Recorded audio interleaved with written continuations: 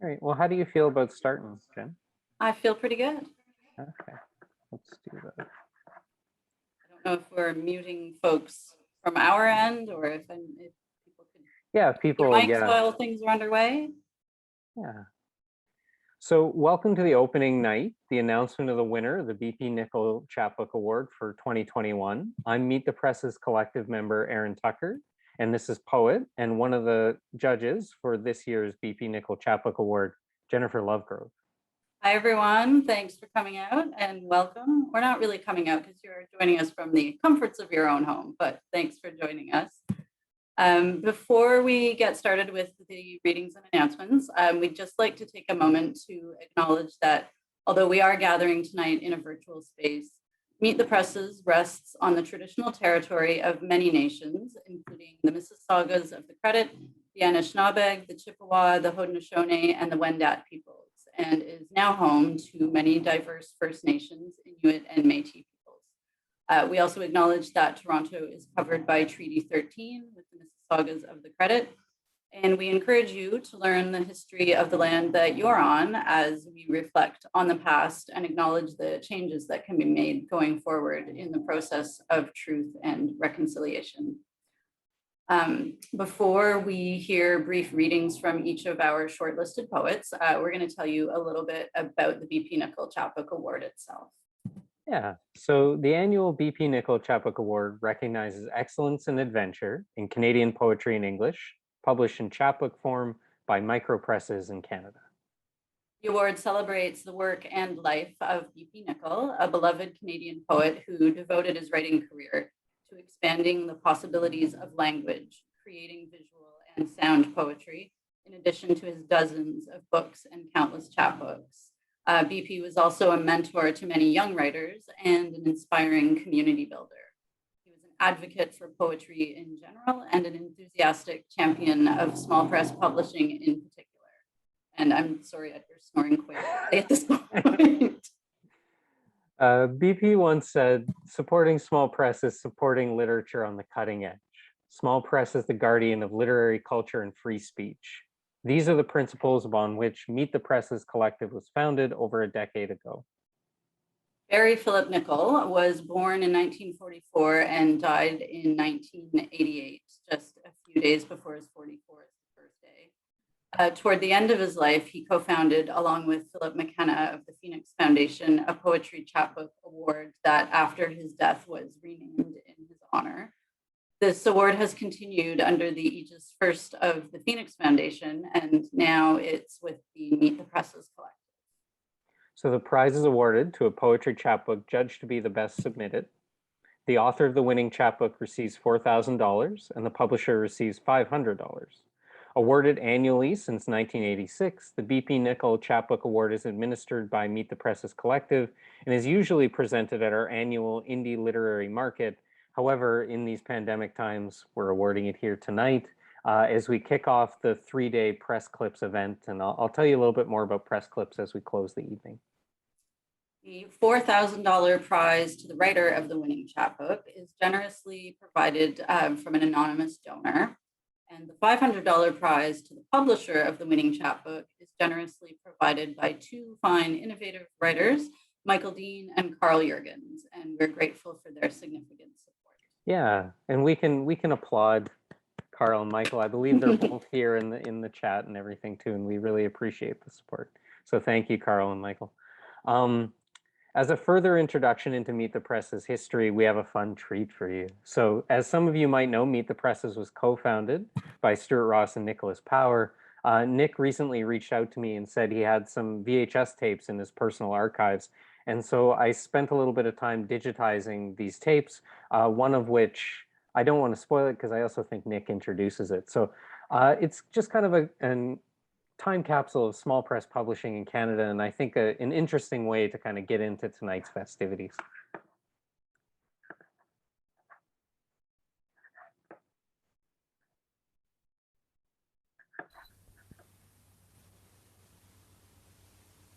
Hi, I'm Nicholas Power. I've been with Jester Press and Meet the Presses for about 35 years, okay? And in 1991, Alona Karemsky, a Ryerson student, was making a short film about small press publishing in Toronto. And so I was showing her around some of the Jester Press publications, and you'll see them in the background of the film. And at the time, Meet the Presses, which we were also introducing, had been going for about 5 years.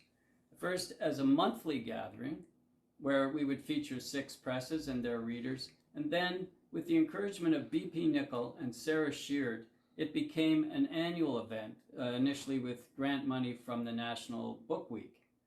Stuart Ross really was the idea man behind this notion of getting the books out to the public, because at the time there was only a couple of bookstores like This Ain't the Rosedale Library and U of T bookstore that were taking books on consignment from small press publishers. So we did the instant anthology in that first event. Mark Laba's illustrations were encouraging people to bring in their work.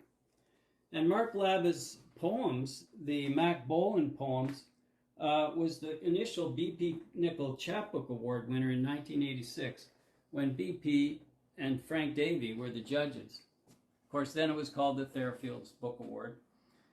And then, not too long after that, a Jester Press author, Eddie Yanofsky, won the Gwendolyn McEwen Prize. His book, In Separate Rooms, included the prize-winning poem. And there's been, I gotta admit, some pretty bad math shows up in this little film that you're about to see. And I hope you can take into consideration, no money was really made in the pursuit of small press publishing by Jester Press. Back then, we were basically paying the authors in books of their own to distribute or sell, and any money that was earned on any particular book went into the publishing of the next book. It was a kind of break-even process that allowed it to continue over this time and right into the present. And one of the important things for me, and some of it shows up in the film, is that the notion of a gesture, and Jester Press was, by the way, named after the Gestetner press on which this cover was printed and much of the interior text.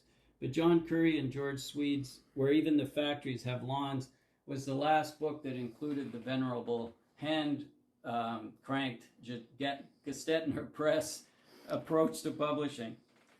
And there's many authors. I hope you catch some of the names. It's not so clear in the film, but Gary Barwin's first book on an approach to using the computer for printing and writing, Michael Brodribb's letter, some early Randall Brock, John Riddell, Eve Trundle. Julia Steinecke was included in an anthology along with Laura Lush and many others. And the wide range of publications. There's so much I could talk about small press. But let's get into this short film and enjoy the rest of the evening. Have an H of a night.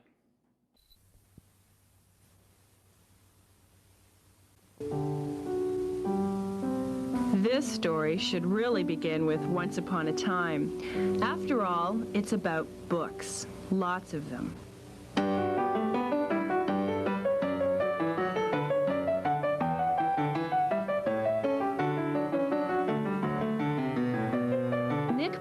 Has been working at the University of Toronto bookstore for 3 years. But there's more to Powers than meets the eye. He's not just a book stacker, he's also a bookmaker. He runs Jester Press, one of over 100 small publishers in Toronto. Each day when Powers finishes work, he heads home to work.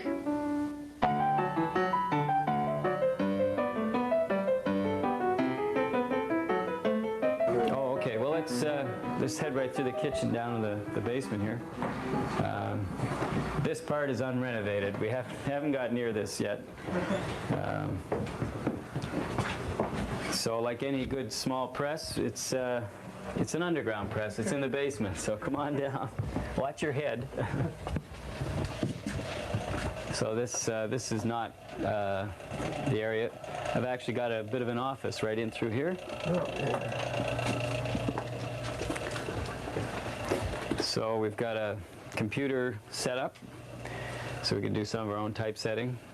Of course, I have to cut and staple, folding, do all that myself. And, you know, I do the collating, and, you know, I also do the odd bit of writing, so I actually sit at a desk and write. So this is it. This is the home of Jester Press right here. And these are the books. Most of Toronto's small press publishers are 1 or 2 person operations. People publishing books in cramped quarters under less than ideal conditions. Yeah, I mean, people do different things in their basements, you know. Some people set up a woodworking shop, you know. I've set up a small press. That's the way it's part of my life, you know. Powers is copy man, printer, and editor-in-chief. He does everything from cutting covers to assembling books by hand.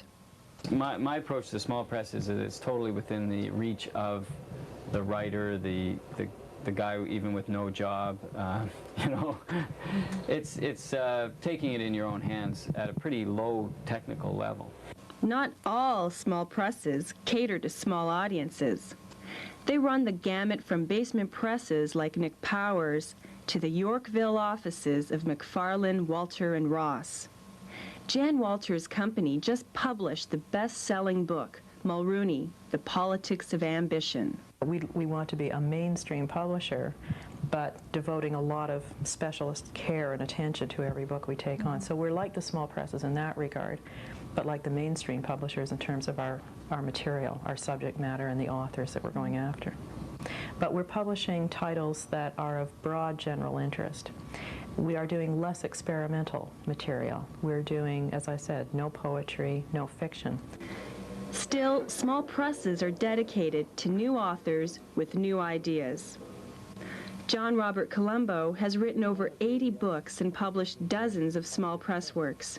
He remembers one 1962 release in particular.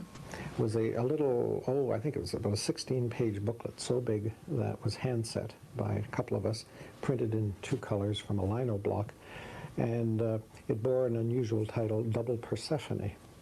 It was written by somebody who signed her name M.E. Atwood.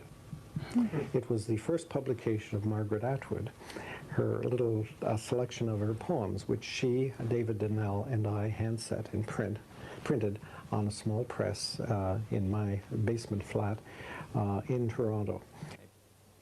Nick Powers shares the small press's enthusiasm in developing new talent. This is the cutting edge, like we're trying to do new things.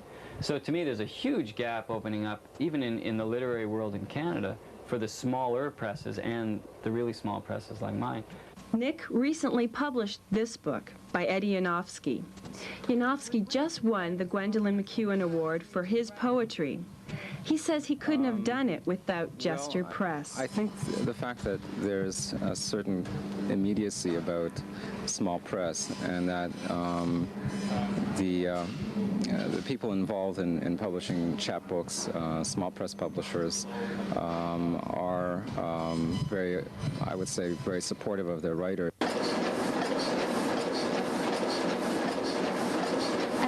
Colombo explains, the small presses have not only launched award-winning authors, but have also served as the training ground for some of Canada's greatest minds. Modern Canada was determined, I feel, by 2 people, Marshall McLuhan and Pierre Trudeau.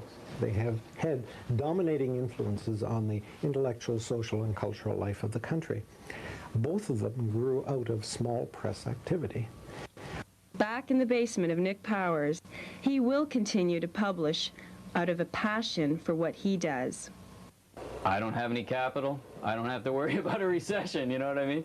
Every time I produce a book, if I spend $100 to make 100 books and sell those 100 books for $3, I might make another $100, you know.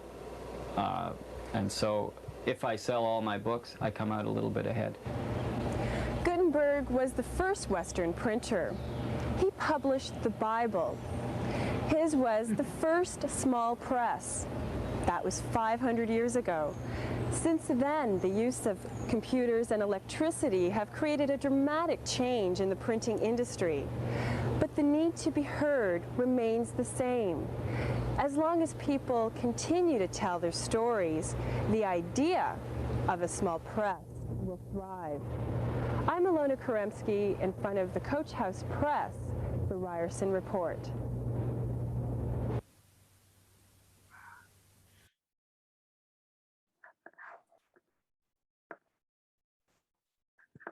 So we all learned a few things about Gutenberg and the Bible and Nick Power, which was a delight. That was amazing. It was a nice way to look back at the 90s. So thank you so much, Nick, obviously for introducing and for sharing the video. We'll transition now to the 2021 bpNichol Chapbook Award. We were honored this year to have acclaimed writers Jennifer Lovegrove, who's also gracious enough to co-host, and Jordan Abel as judges for the award. We at Meet the Presses would like to thank them for their enthusiasm and dedication in reading and considering all of the works.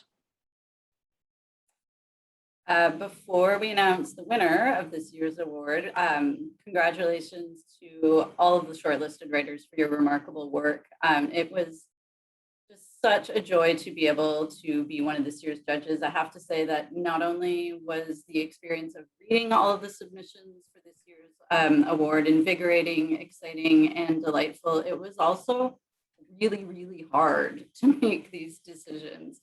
There was just simply an astonishing quantity of really innovative, inspired, and fully realized work in that big old box of chapbooks in my apartment. And not only tremendous writing, but just so much beautiful, innovative, interesting design as well. I think if there's any, secret funder out there listening tonight, that I think it'd be really cool to also have an award for design as well someday, because there's just so much that's beautiful. Anyway, regardless, the quality of writing emerging from our small presses is, as ever, vibrant and boundary pushing and meaningful. And it was really an honor to delve deeply into it, especially during such a weird and sort of dreadful time. It was really good for me. So now we're going to bring you a series of short readings from each of our shortlisted poets. And again, just from Jordan and I, congratulations to all of you. Yeah. So we're going to start with Terese Masonpierre, who published Manifest by Gap Riot. Terese Masonpierre is a writer and editor whose work has appeared in The Walrus, The Puritan, Quill and Choir, and Fantasy Magazine, among others. Her work has been nominated for the Ignat Award, the Riesling Award, and the Best of the Net. She is the co-editor-in-chief of Augur Magazine, a Canadian speculative literature journal. Terese has also co-hosted poetry reading series, organized literary events, facilitated creative writing workshops. She is the author of Chapbooks Surface Area by Jester Press, Manifest from Gap Riot, and lives and works in Toronto, Canada. And then after Terese, we'll have a presentation from A Trip to the Zzoo, published by Collusion Books by MADE, which is the collaborative writing entity co-founded in 2018 by artist, designer, and poet Mark LaLiberty and writer Jade Wallace. MADE's work has appeared in dozens of journals, including Vallum, Poetry is Dead, Prism International, and has been collected in 3 chapbooks. With the support of the Canada Council for the Arts, MADE is currently at work developing their Collusion Books chapbook, A Trip to the Zzoo, into a full-length poetry manuscript to be titled Zzoo. Our third pair of readers, actually, is the authors of Sprawl from Collusion Books. So that's Manahil, Bandukwala, and Conyer, Clayton. So Manahil Bandukwala is a visual artist and writer, the coordinating editor for Arc Poetry Magazine, and the digital content editor for Canthius, and is a member of the Ottawa Writing Collective 7, or V11. I'm not quite sure. I'm going to say 7. Conyer Clayton is a writer, musician, editor, and gymnastics coach living on the unceded Algonquin and Anishinaabe land. Her debut collection, We Shed Our Skin Like Dynamite, from Guernica Editions in 2020, was a finalist for the 2021 Relit Award and Ottawa Book Awards.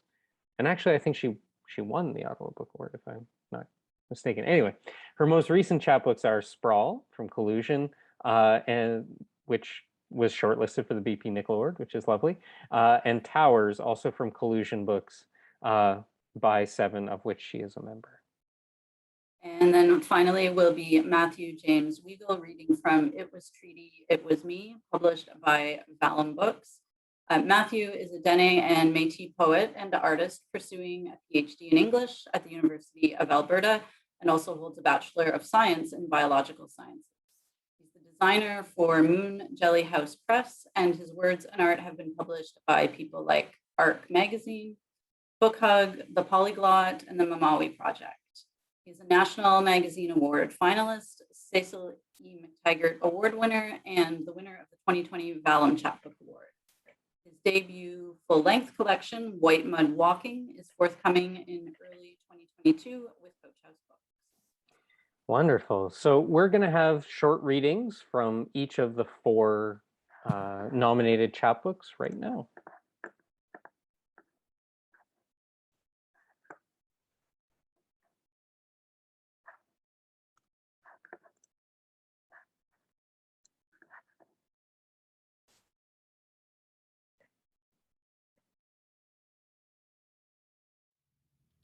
My name is Terese Masonpierre, and I will be reading from my chapbook, Manifest. Flight. Accidental intimacy. A short pier behind gossamer. She stands, back bare, a pair of wings between bone. They move and move you, catch light and offer it to smear over the cracks in your teetering world, in your heart thick with dust. You love this transcendence, the defiant philosophy of her, remembering when she held you in her arms and you sank under her smooth tongue that wiped away your languish with enough certainty to share. The power to change surely at her fingertips. If they glowed, you aren't sure. In the polished mirror she sees you, too awed to hide your shame. You are your body and not your body.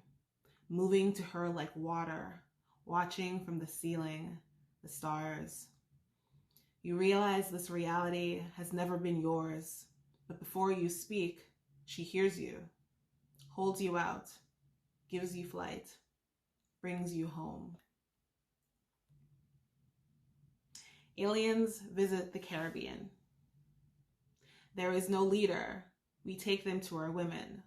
They say, "Oh, so you have finally joined the universe." And we reply, "Careful, there is still one nation," using Fahrenheit. To say we are wholly impressed by their technology is insulting. Instead, a mutual change occurs. They give us teleportation. The key is to ignore philosophy when you push the button. And we give them white sand, yellow roti, a container of sorrel. We push and pull and laugh. Once, a renegade ray fires and turns a millipede into the size of a bus. Our children become friends with their children. Compare the quantity of fingers, genital shapes, breathing apparatuses, how to say no. Some of them want to stay. Some of us want to leave. They have never seen one sun set so slowly, how the moon must pull the water for itself. They find their bodies transforming in our air. Their limbs, we tell them, likely tired from travel. Their eyes cannot stop watering. They do not have a word in their language for longing, the pain that cannot be chemically excised. We guide them to the mountains, the falls, tell them not everything is a test. When they leave, they promise to tell their people that earth was warm, was black, cradles its pain in the sea. A new face. At long last, we have solved the mind-body problem. My child has a new face. Something came out of her along with the sputtering stench of an expiring form pulled from a car in a weed-filled lake. It transformed before my eyes, distilled into hers. I am selfish. All philosophers are. Her body matches mine. On days she speaks to me, we sit in the sun looking at old photos. Other days she is haunted by grime and green water and the remnants of a universal conflict. The engineers tell me this is normal. How many times can we be reborn? How many humanities till we plunge ourselves into darkness, fed up, pelting our consciousness into the graves of time. I made the decision for her. She takes her first steps in a hospital overlooking a silver ocean. She is fascinated by how her new hair defies gravity, the flatness of her feet. I fear all of her is not here. She comes to me in dreams, not angry, but asking why I could not let her go, why her mortality was not enough, if I know what forever means.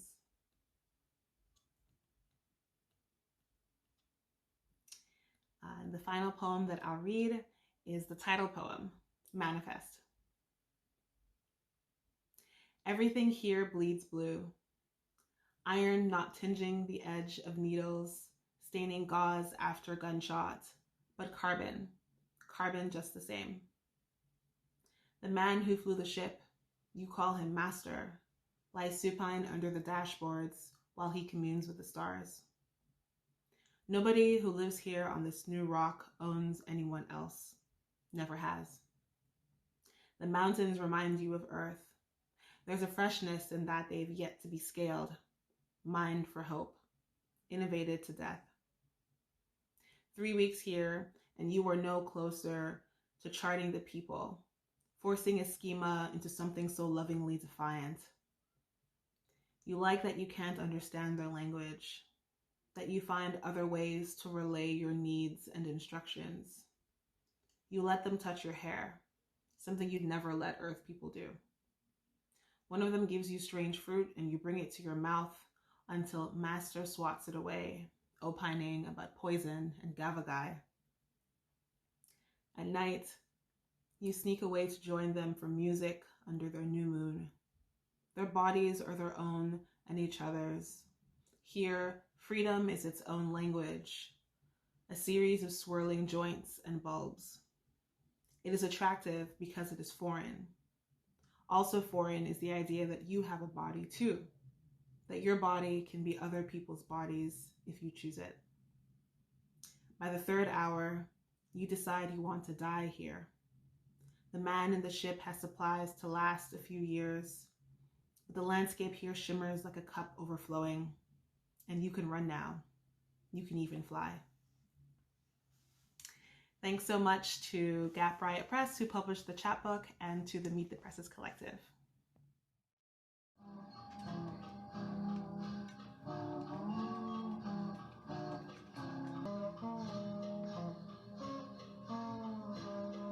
Hello, I'm Mark LaLiberty. I'm Jade Wallace, and collectively we are MADE, a collaborative writing entity that was established in 2018.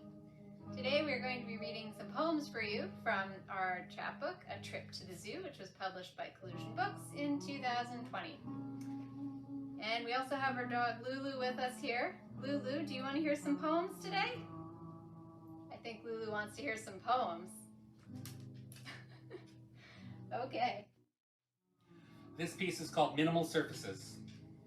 Never get your hands dirty. With someone who can buy better soap. Split inconsiderate. In half. Boiled down in human tears. Fat and toxic glycerin. Listen, it's glistening. Ejaculating glitter. Forget your rich friends. I'll show you the decadence money wishes it could buy. Lonely Tylenol disturbs metabolism. This is an attempt at a cleanse. The liver does not quite agree. And thinks you should stop subjecting it to the peer review of detox juicing. Palms down on honey onyx, beeswax burning into ginger serenity.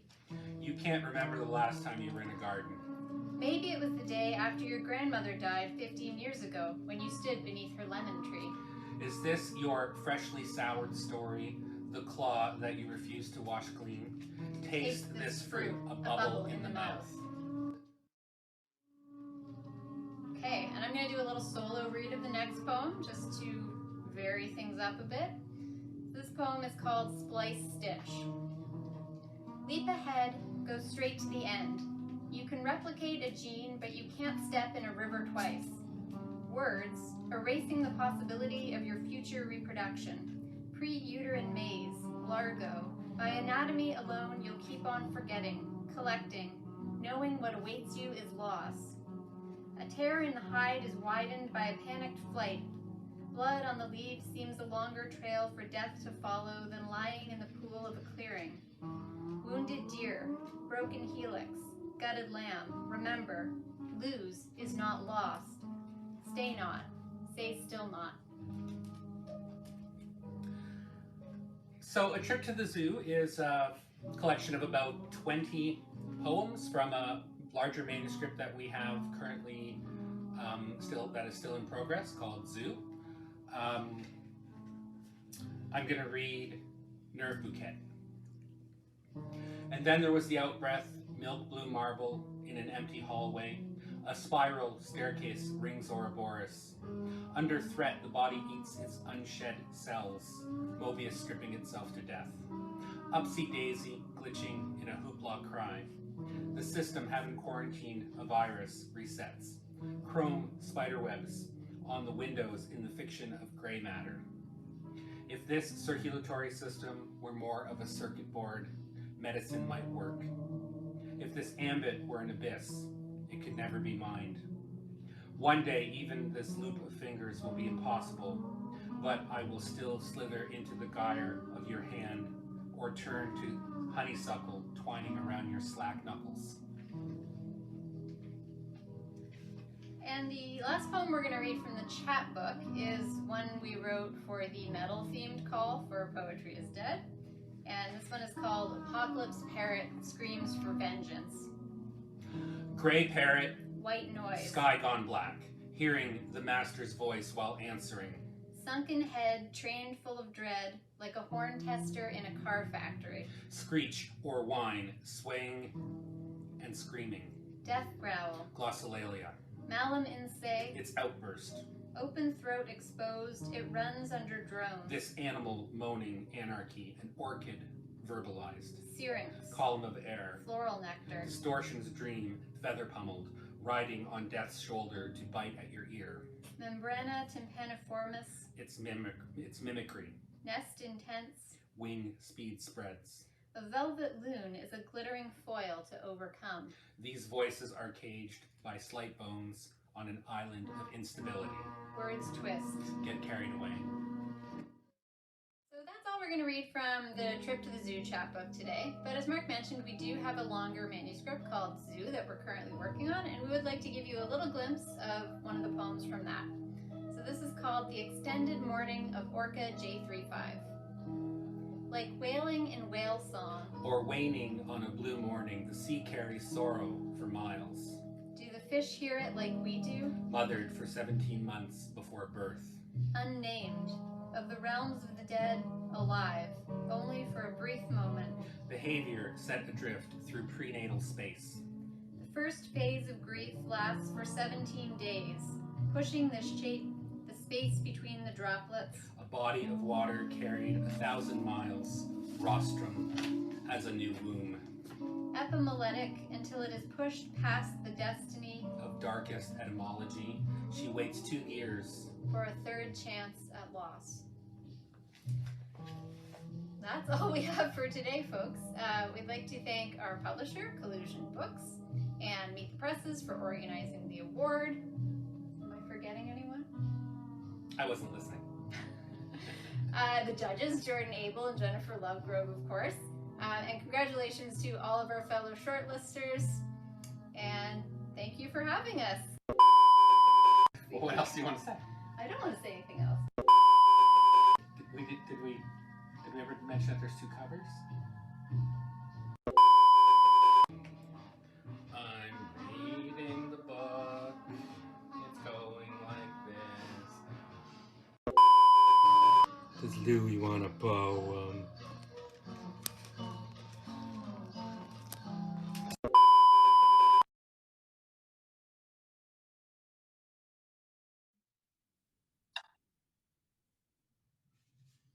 Hi, I'm Manahil. I'm Conyer. Thank you so much to Meet the Presses and to judges Jordan Abel and Jennifer Lovegrove for selecting Sprawl, The Time It Took Us to Forget, as one of the finalists for the bpNichol Chapbook Award. We're going to read a few poems from the second half of the chapbook. The flower beds are ready for planting on paper. We must remember to spin the seeds. Root vegetables follow brassicas. Brassicas follow legumes. When we stay in place, we deplete all possible nutrients. A spring storm washes fertilizer into the street. At a certain point, nitrogen is exhausted, so we wrap a parsnip in a blanket and turn on the TV. In a year, our excavations will refill themselves. Learn to wait. Floods teach us something, remotely. Root systems will grope to find subterranean energy our hands unearth, but only if we bury it first. If only we bury it first. Before winter frost thaws fully, we learn survival on private property. Floods teach us something about anxiety, of mailboxes upturned and old garden sheds caved in. Between two fenced-in mansions, a rickety wooden swing. In another life, I sat there and read along the trickling stream. Ownership is arbitrary. We deplete all possible roots. Learn to wait for the tree branch to fall in the next thunderstorm. The mansion still stands, but we venture where we could not before. Where we could not before be still, we now have a choice. We crowd, pitiless, onto beaches, duck around the closed stone staircase. I just want a handful of sand to take home with me. Fill my mansion, grain by grain, till the windows are pressed by their own kind.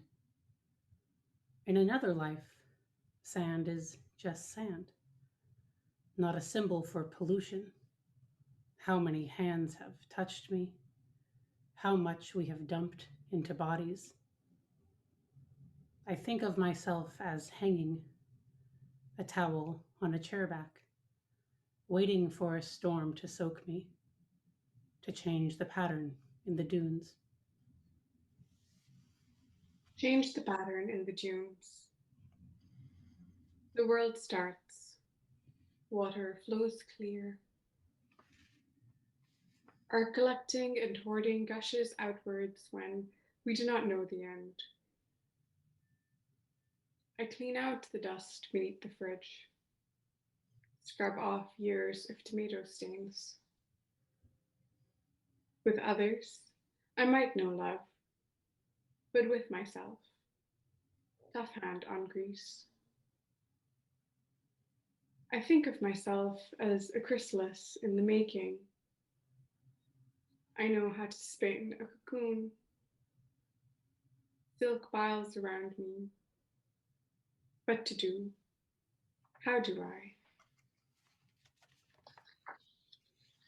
How do I keep a schedule when time has been disproven? Everything important actually isn't. Everything important still is. Others, love, tomatoes, mountains, kindnesses, water. This is what we hoard. I try not to think of you the way I think of myself, the way I think of everything, as something, someone to pile around me. To be a chrysalis and already whole.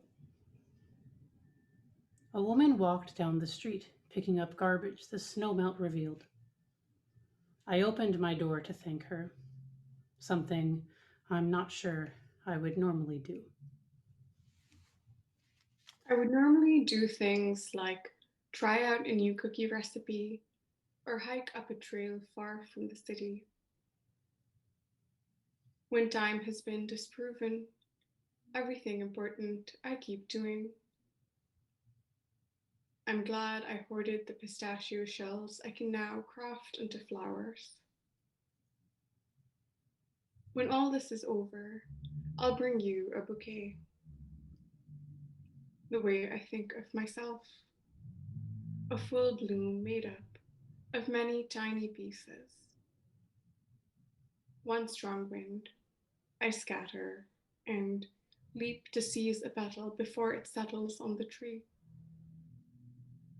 When time was real, I would have let it go. Now, I measure life, not in seconds, but in pollen. Thank you so much. Thank you. Hi, everyone. Thank you so much for having me. I'm going to read a little bit from my chapbook, It Was Treaty, It Was Me, as well as a poem from my forthcoming collection, White Mud Walking, coming in April from Coach House Books. So this first poem is called Inside the Pop-Up Box. I'm in the library that Canada keeps my kin in, and I've brought all the other libraries that I've ever been in with me. There's my mom's library, where as a child I saw a pop-up dinosaur and rows of shelving and drawers that I thought must hold so many fossils. And my dad's library of tapes in the car, and my favorite songs are the ones that tell stories. And we drive all day, and my dad tells stories. And I thought every story must be a layer in the earth of stories. And I thought it's the stories in front of you that you remember the best. And so this time that I'm in a library, it's full of glass to let the sun in. But all the books are in metal boxes in stacks, in rows of other metal boxes, all inside this concrete box.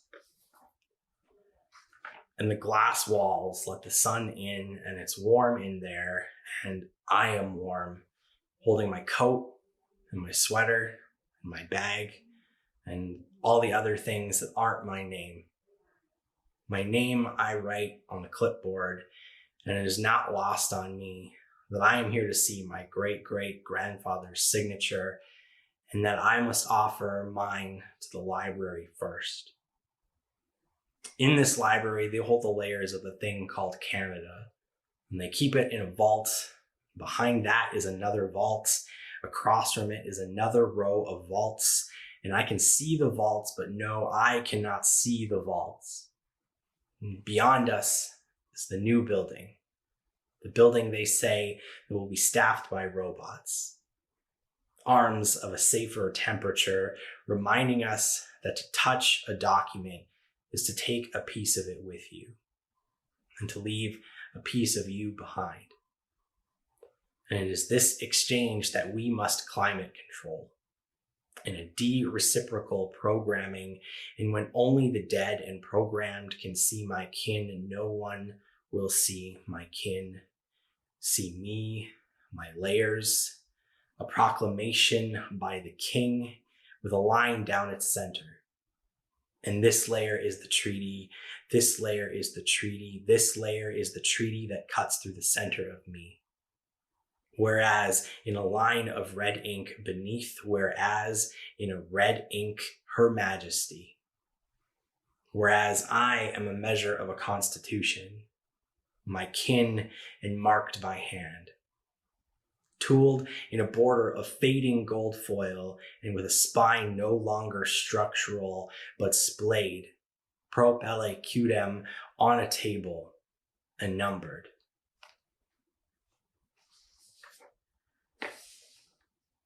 At Bayonan in 1876, Treaty Commissioner Alexander Morris said this: "I will ask the interpreter to read to you what has been written, and before I go away, I will have a copy made to leave with the principal chiefs. Did you know where the river would take you when you first saw it? Watched it bend toward you, wrap you up in school and bridges in a loop. Watched it swim away even as it still holds you. Wait here, this is where we'll meet, at Bayonan. Did you know how much you would resemble an ocean? Gather everything, who you are, wait and gather, wait and gather. These are things the river says here, speaks again downstream. Wait and gather, stories gather, witness gather, sharing. Touch the pencil, make your mark, negotiate, agree. Did you know that when you wrote this down, the river would remember it?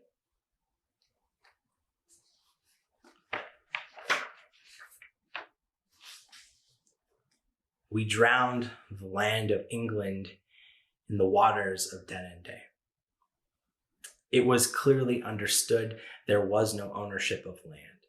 So clearly does the land in fact own me. My water from the river and my nitrogen, a buffalo protein. I am a flesh-bound manuscript of what this place might say. Hear in it how families signed the treaties, live them, love the land, this place, this creek, this river. Make a sediment of me, make mud, make silt, and send it on its way.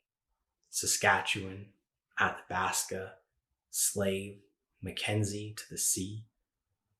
If you could take the dirt of England and rejuvenate the ground, if you could manage as was always done, as people and the beavers manage, take the soil of England, cast it in the lakes across the north, and ball it up in handfuls, homes and dams, and hold the land of England to account for Canada, for the bishopry, for the company, and record it in the manuscript of the Northwest.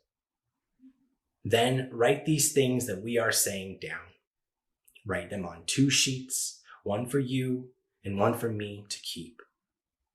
Hold these things we learn and teach them on. Tell the story written in the land, recorded in the river and copied days downstream. But then I would hope that you carry safe your copy.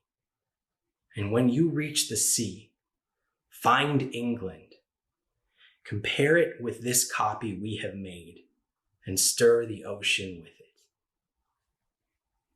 Thank you so much, Marcy Cho.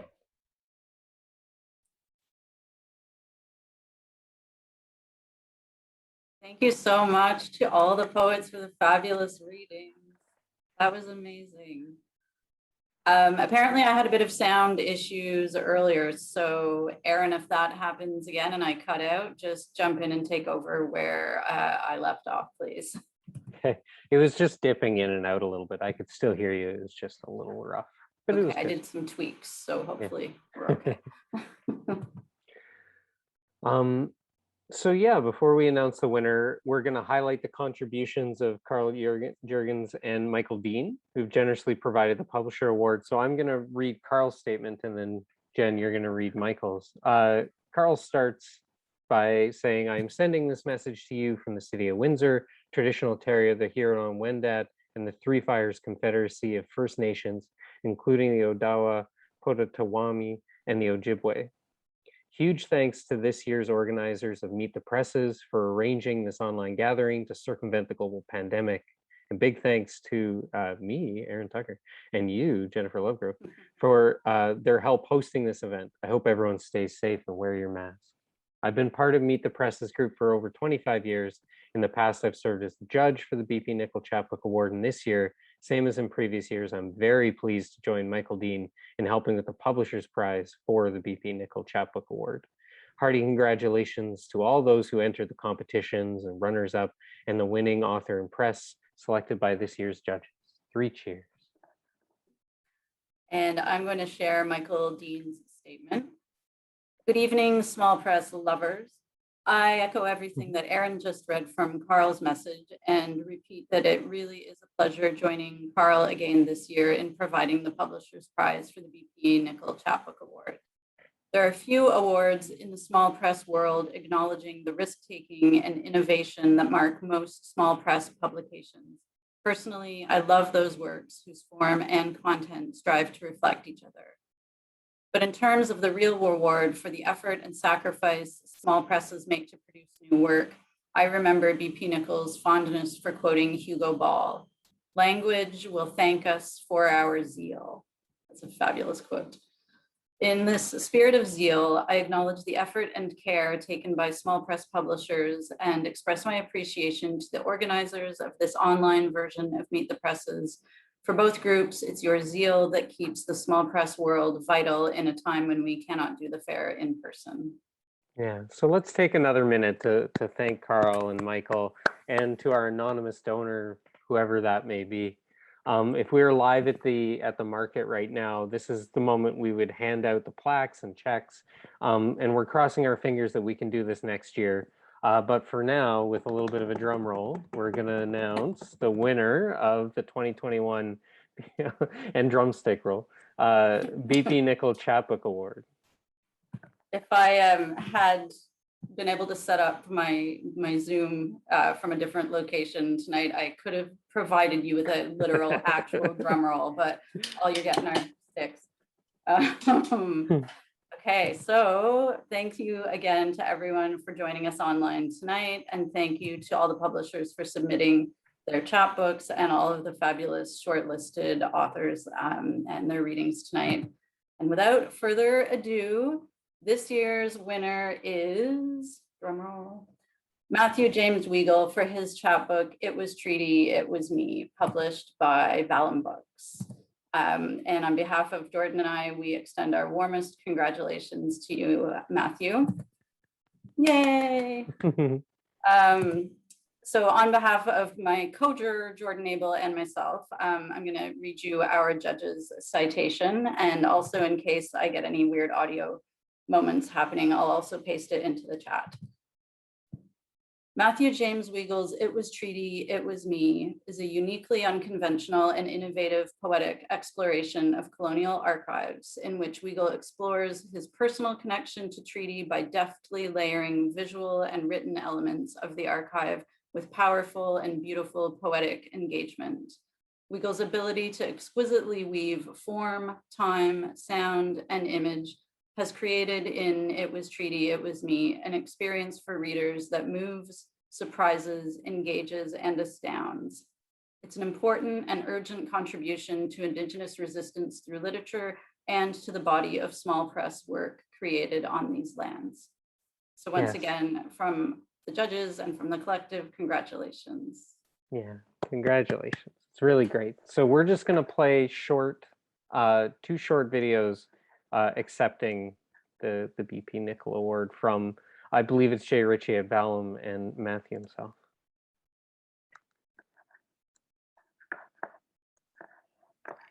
Hi everyone, thank you so much for this amazing news, this amazing announcement. We are so proud to have been able to publish Matthew James Weigel's chapbook.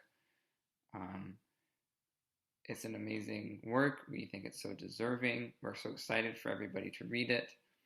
It's been flying off the shelf. We've had to reprint it, and special announcement, we'll be reprinting it again so that all of you can get your hands on it.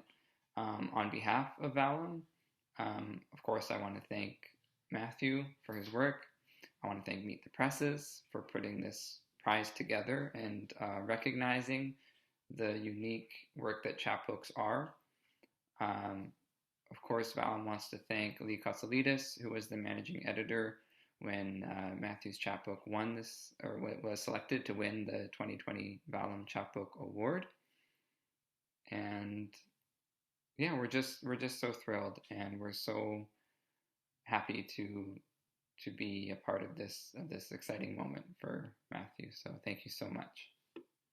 Hi there. Thank you so much for this wonderful honor. It's just been a tremendous privilege to be able to work with the people that I work with and to produce this chapbook that I'm really proud of. I definitely have to thank my parents and my dad for telling me all these stories, and my grandma for being such a wonderful person and presence in my life. And I know that she would have been really proud to see me get this Chapbook Award. Thank you to Vallum and to everybody who worked so hard to put it out. And thank you, of course, to my partner, Nisha Patel, who was incredibly supportive during the process.